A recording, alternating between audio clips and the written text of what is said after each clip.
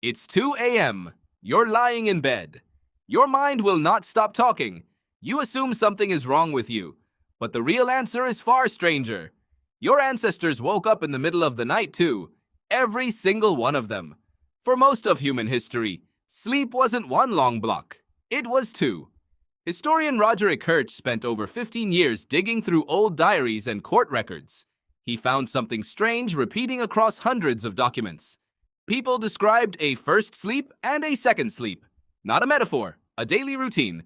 You'd go to bed shortly after dark, sleep 3 or 4 hours, then wake up. Not panicked, just awake. This waking period had a name, the watch. People prayed during the watch. They talked quietly with a spouse. They tended a dying fire. Some simply lay there, thinking, with no guilt attached at all.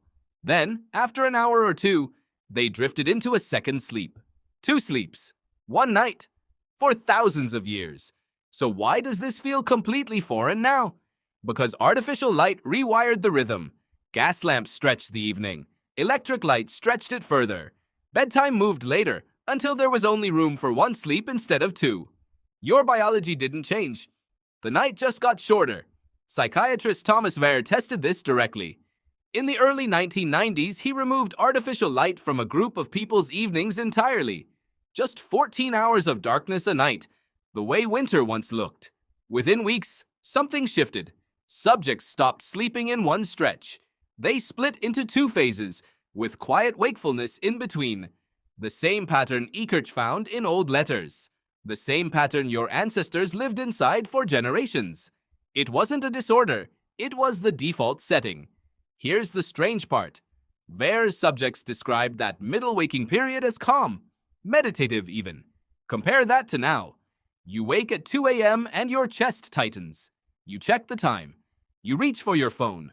Your ancestors had no clock to panic about, just darkness and permission to be awake inside it. So what changed? Not your biology, your context. Anthropologist Carol Worthman, studying groups like the Hadza of Tanzania who still sleep without electric light, found something else. Their sleep is far less synchronized than yours. Someone is almost always stirring, tending a fire, listening. This wasn't a flaw, it was survival. If your ancestors 50,000 years ago all fell into deep sleep at once, no one would hear a predator approach. A group with staggered wakefulness, someone always half alert, was a group that survived the night. Your tendency to wake in the dark, senses slightly sharp, might not be insomnia. It might be inheritance. A night watch shift, still running, long after the threat disappeared. That reframes the 2 a.m. wake-up completely, doesn't it? You're not broken. You're ancient. Your ancestors turned toward each other in that waking window. They prayed, thought slowly, with nowhere else to be. You turn toward a screen instead. Blue light hits your eyes right when your body is primed to read light as morning. Your brain recalibrates.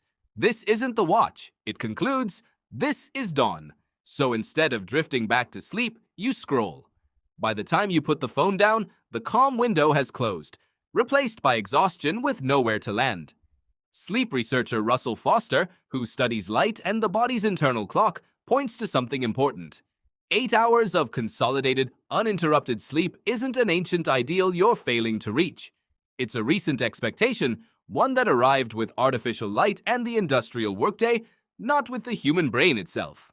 That single fact reframes an entire industry. Every app promising deep, uninterrupted sleep. Every guilt spiral over a broken night. Some of that worry may be solving a problem that, for most of human history, was never a problem at all. This doesn't mean insomnia isn't real, it is. But there's a difference between insomnia and your body simply doing what it has always done, in a culture with no name left for it, the watch.